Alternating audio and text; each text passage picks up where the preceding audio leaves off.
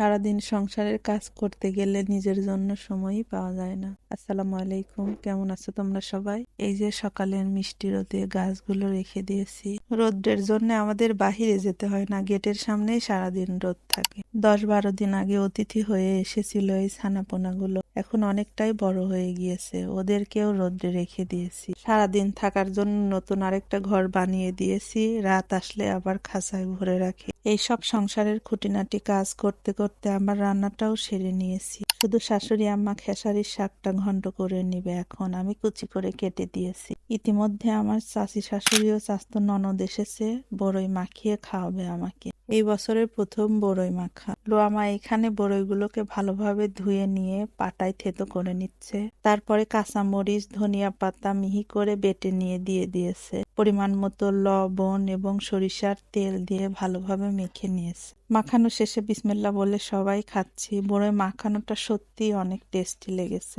আসলে এইসব জিনিস একা একা খেতেও ভালো লাগে না, সবাই একসাথে খেতেই মজা লাগে। এই বছরে কে কে খেয়েছো বড়ই মাখা কমেন্টে আমাকে জানাতে পারো। সব কাজ শেষ করে চলে এসেছি দুপুরের খাবার খেতে। আজকে দুপুরের মেনুতে ছিল পুঁইয়ের ফল ভাজি, খেসারির শাক ঘন্ট, মাছ দিয়ে আলু দিয়ে রান্না, আর এই তো সাথে একটু সালাদ করে নিয়েছি।